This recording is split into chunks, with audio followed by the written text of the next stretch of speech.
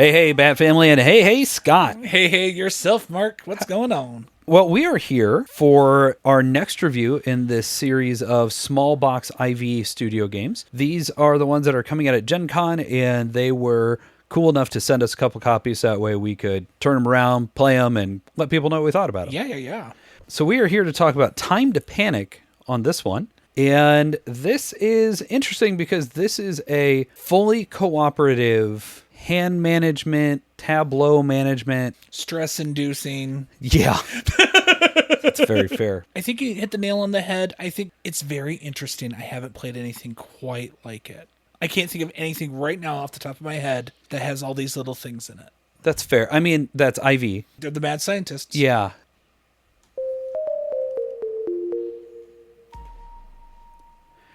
In Time to Panic, you're trying to repair a shattered timeline in this cooperative game for 1 to 4 players, taking approximately 30 to 45 minutes per session. Your goal is to fully align a series of cards numbered 1 to 36 into as correct of an order as possible. At the beginning of the game, you'll have a face-up number on either end of the starting line, with 2 face-down cards in between them, and a gap token in between those. This linear structure is the entirety of the game, and it will be expanding and contracting as you take actions on your turns. Each player is given a hand of 4 cards. In the harder variant, each player is given 5.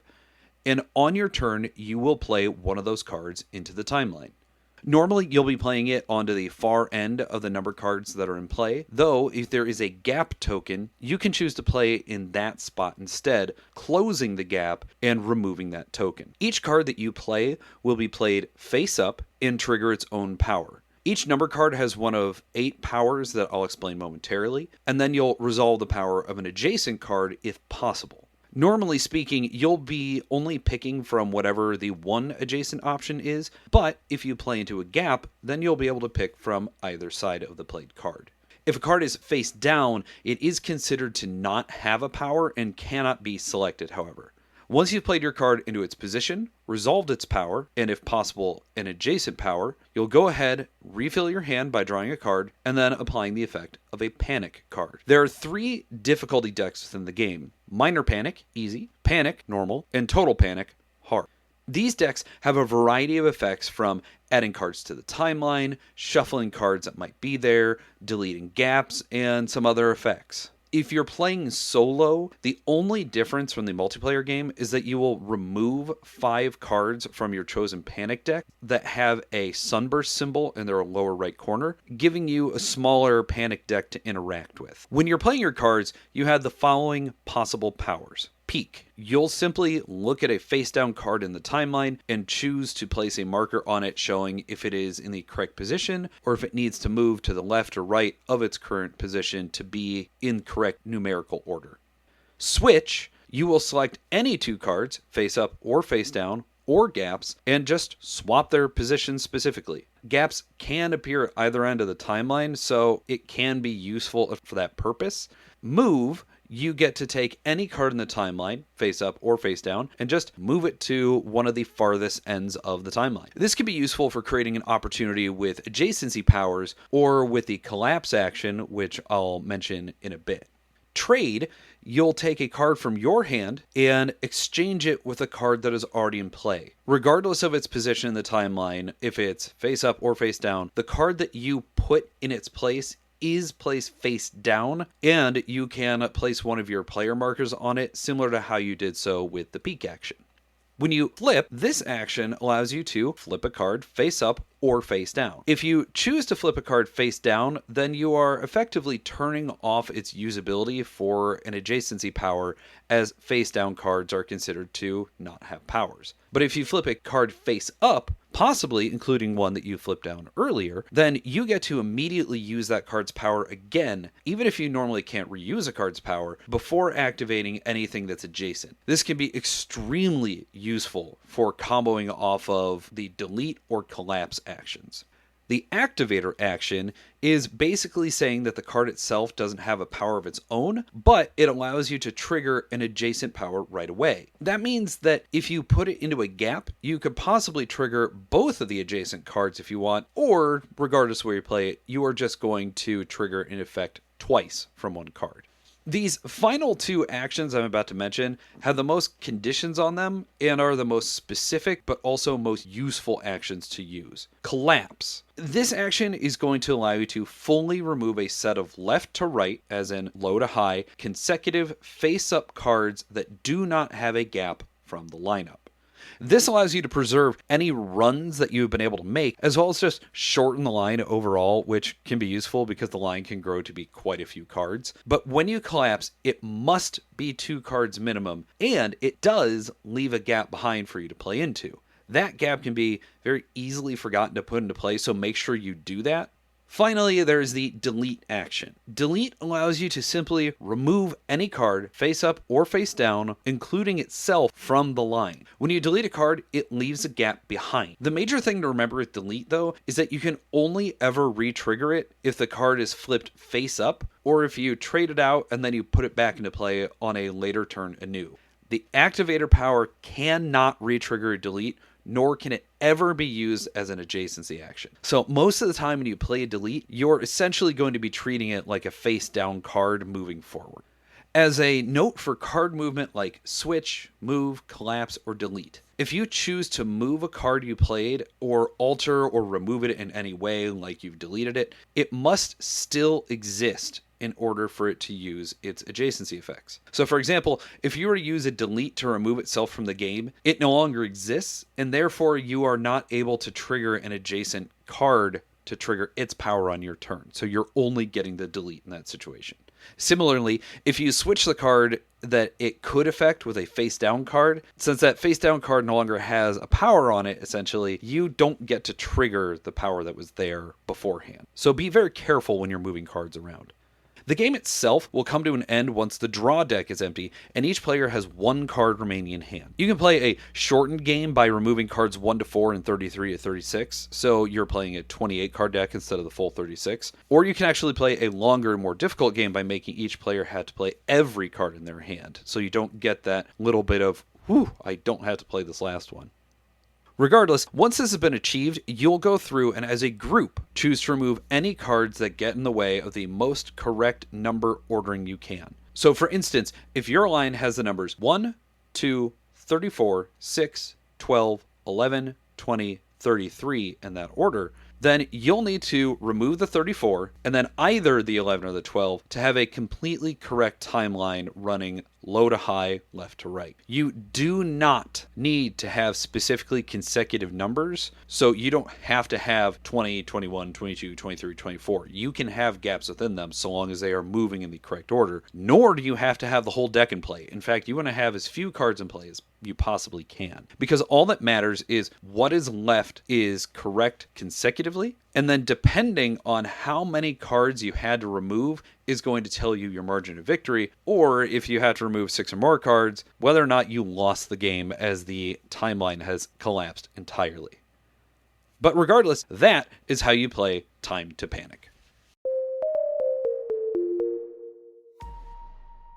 For our next segment here, we are going to be talking learning curve and ease of teach. So I got these in, I learned them all, I played this one solo so that way I could understand how the game works. How did you feel learning the game? With there being so many little powers that are available to you, the fact that there is so many different little powers, trying to remember all the little nuances, hey, yeah, you've got the activator, but it doesn't work on this thing, and that's a little upsetting. We'll personally get to that. It's honestly, it's a relatively easy game to play. I mean, don't let that fool you, but it's an easy game to play, but it's not an easy game. Correct. And it's an easy game to be taught. So yeah, the learning of the game was easy peasy lemon squeezy. The teach is not bad. It's a little longer than you would expect it to be, but that's because so many of those powers are just slight variations on each other, and you want to be very clear about which one's which and how things work. Unfortunately, I don't love the rulebook. There are some questions that I actually went back to Zach, who is the lead playtester on this, that I've been getting to know because of some other playtests I've been doing with Ivy and him. And thankfully, he was able to clarify a couple of different questions I had. Like I said, the rulebook is okay, and the player aids, I'm glad they exist, but they need to be restructured. Yeah. And again, we'll get to that, but that did not make the teach easier because of the information that was omitted from it. Right. And it does unfortunately hinder play as a player. Yes, I agree with that. And again, we'll get that one a little bit farther. Yeah.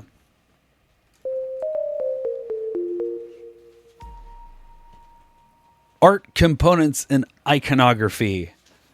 Boy, I am super unsure of how I feel about this one.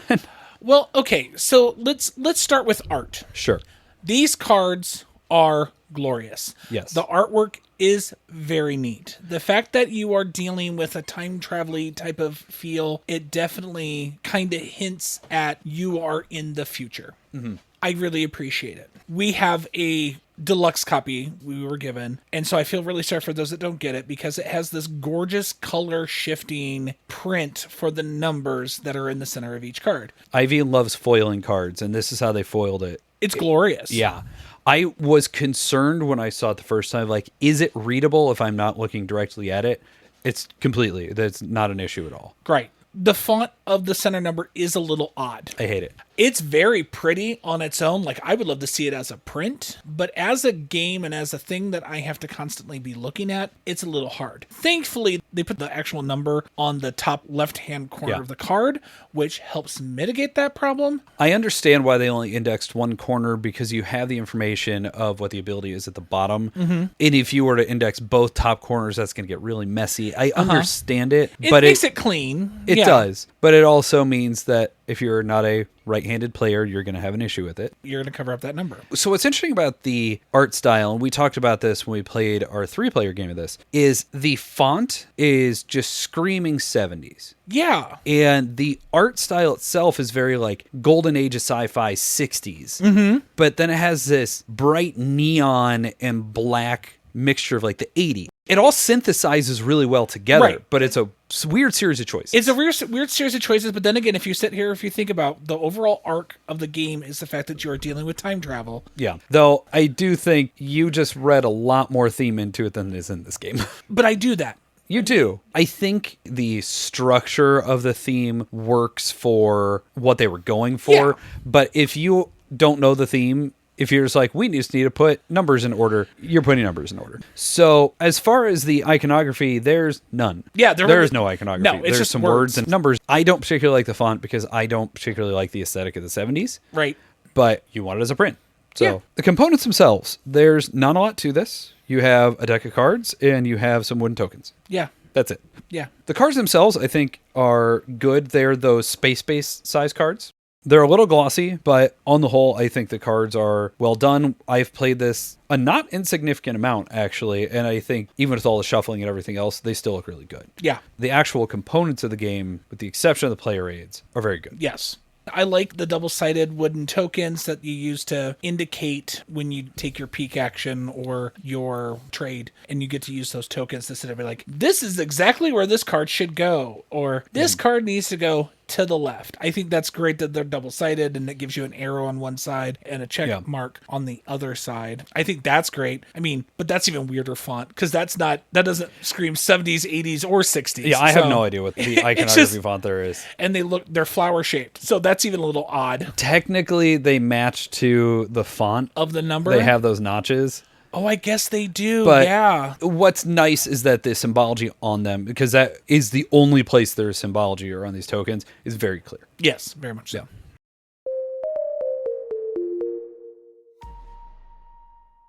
Here's where we talk about solo mode, replayability, player count. I have played this a not insignificant amount of time solo. Yeah, that's what that's typically what you do is when there's an option for a solo, you play it a whole bunch. Well, it helps me learn the game to be able to teach the game. Right. And it gives me an excuse to just play the game too. So there's that. I actually think the solo mode is the best way to play it because you are dealing with fewer cards in hand. Mm-hmm. You are still having to go through the entire deck, but you feel more in control of what's going on. But importantly, of those panic cards, you actually pull some of them. And so you actually have a number of turns where you're not getting nailed by the panic deck, and it allows you to mitigate out some of that randomness that you've had to deal with up front. And so I actually think it is best at 1. I will keep this in my solo collection. Having played it as much as I did with people, yeah, I would agree. I think it's a much better solo game. Yeah. Which is weird for me to say because solo gaming is still very new to me. And not that I didn't have a good time with this, I think I would have a better time without people. The game just feels more manageable. Yeah. Because if we want to start talking player count, the more players you add in, you are going to be handling more cards amongst each other. And it means, to me,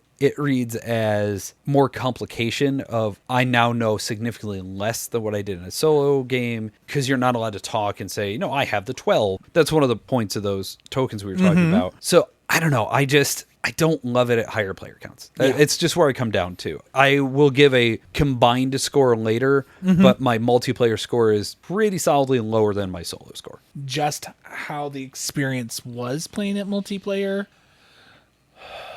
Yeah. Yeah. Because of the limitations of the way the cards work and the inherent limitations on communication, it feels like you are kind of just swinging in the dark and hoping for the best. Yeah. It kind of does. And so the fact that if you have less people, there's less swing. And again, it's just fewer panic cards. Yeah. So for the replayability aspect, on the first side of it, it's incredibly replayable. Just the way the numbers shuffle out, the way the events hit you, everything. Like you can play this time after time after time and really enjoy it. So when it comes to the panic cards, those are essentially broken into difficulty modes. You have mild panic, panic, and total panic. And essentially, the only difference between them is how many cards are going to affect. And on mild panic, you're going to get some cards face up. And on total panic, you're never going to get a card face up. So mixed in with the other things I said, you just play it on panic mode because you have a little bit of the mixture of one thing's going to be face down, one thing's going to be face up. It's the normal mode, and it's the way to play the game. It is. I've played it all three of them. I've played all of them multiple times. I just like it best on standard difficulty by myself. I would have to agree. Yeah, there's a definite replayability because of how random everything is. But the whole thing is I could only see maybe playing it once or twice and then letting it sit, for a little bit and playing something else. It's not like one of those things that I'm going to solo 5-6 times in a day or in a night and be like totally good with everything that's going on. So. I mean, the first night I sat down with it, I played it 3 times in a row. It's new, it's fresh, you want to learn everything. So why wouldn't you play it 3 times in a row? Me playing it, unfortunately, I was like, okay, I'm good. Really, my biggest issue with the game in this particular category is it's surprisingly long. It says 40 minutes on the box. It's 30 to 40 minutes, even at solo, because you have to go through so many cards unless you play the short mode, where you just pull 8 cards on either end. It's just long. Yeah. I think the replayability due to the randomness is there, but it's a question of how often do you want to sit there and play. Do you actually want to do it? Yeah.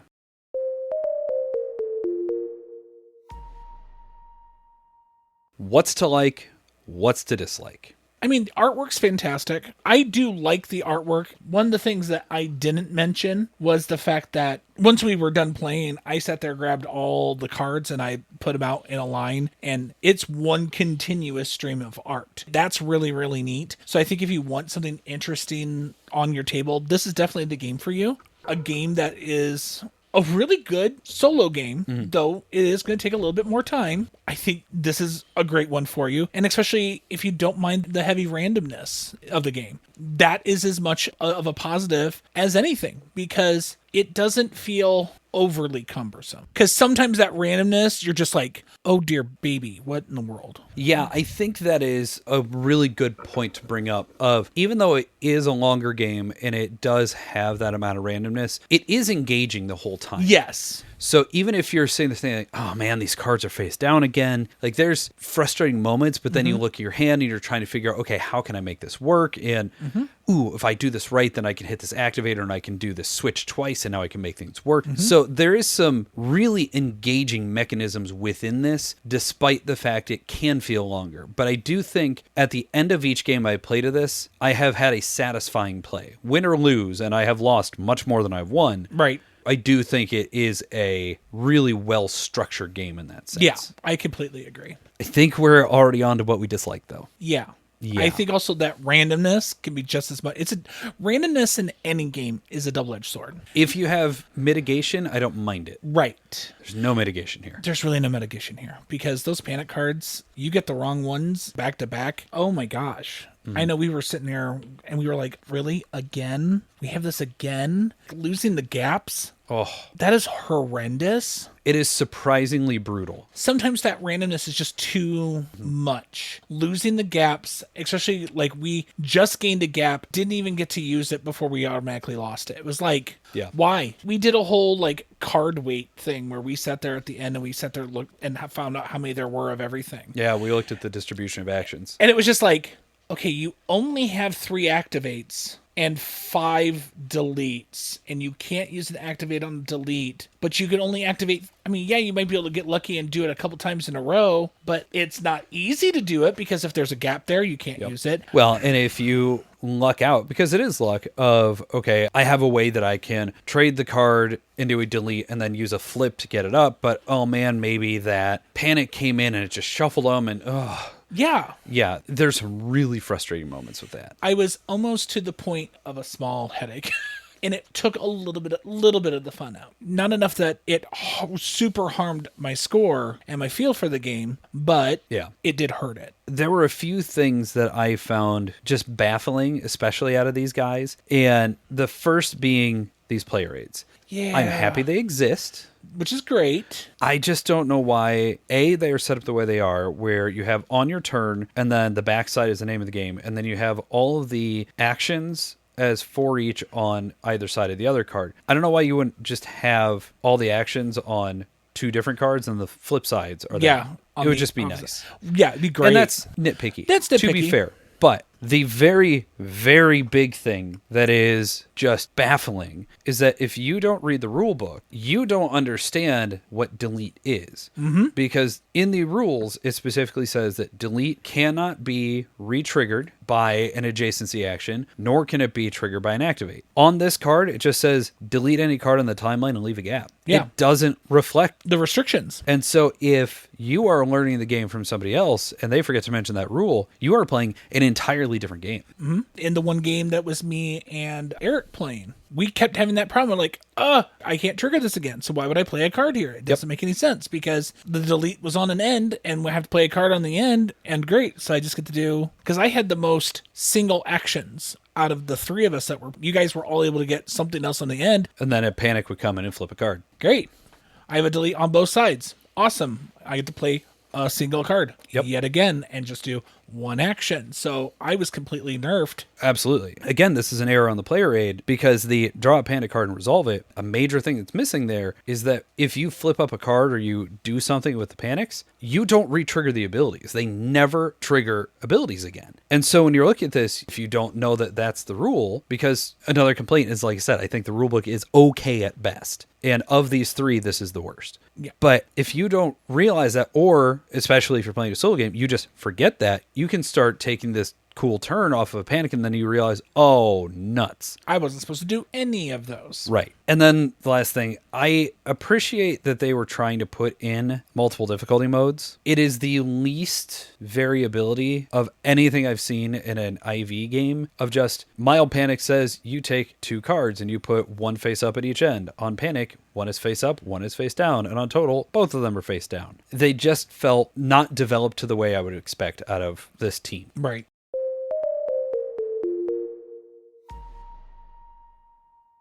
Before we get into our final thoughts, recommendations. You had a really good one after we finished playing it the first time. This feels a little bit like Bandito. I don't remember who created Bandito, where Bandito is a lot of top decking the game, which this can feel like that at points because you're just kind of at liberty of what cards you get. But I like in this game you have those options yes. in a way that you don't really have that in Bandito. Correct. At Bandito, you are literally at mercy of the deck. We're a little more critical on it, and so it sounds like, wait, why are they recommending this game? Because we know a lot of people that really enjoy the game. Yeah. And so I think if you like Bandito, Bandita, this is a great one to look at. Yeah, very much so. When I'm sitting here and looking at my recommendations, Onirim is where I go.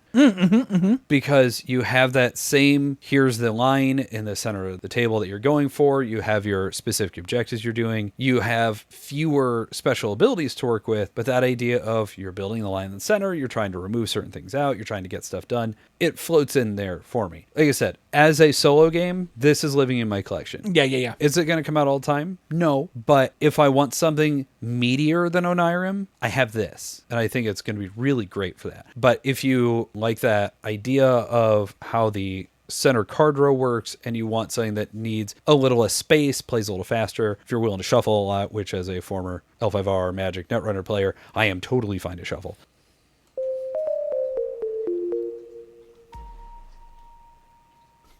Final thoughts. I do like this game. This is probably a table. I'm going to say 6. Just because I've started collecting my solo games and I know which ones I'm going to go to. They're quicker. They don't take up as much time. They don't cost me as much headache. They also don't take up as much table space because we were playing and we had, 16 cards on the table at one point? At least, yeah. And that's a long stretch of cards. They're not large cards, but 16 cards end to end is a lot of space. And so I tend to play solo games that don't take up a lot of room. It's a good game for what it does. I'll play it every once in a while with you if you really want to sit there and make me go crazy, or if you're busy doing something, I could see grabbing it maybe because I'm like, okay, I haven't played this in a little bit. I'll grab it. Sure. So I'm coming in at a table as well, and I am waiting my scores out because if I were to look at this solely as a solo game, I'd probably give it a 6. Okay. If I'm looking at it as a multiplayer game, I'm giving it a 4. So I'm coming in at 5. a 5. It's a good package. Components are good. If you like this style of game, there's a lot of interest here. The replayability is a mixed bag, but it's one that, am I going to pull it out all the time? No, but do I know that I'm going to have those itches for it? Absolutely. We covered everything else before this, and so really my thoughts come together as I like it more as a solo. It's a 5.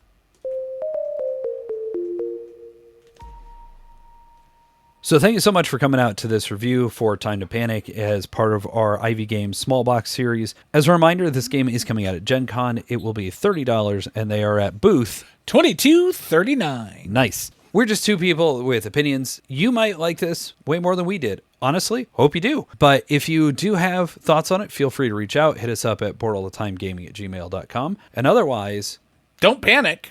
And we'll catch you on the next one.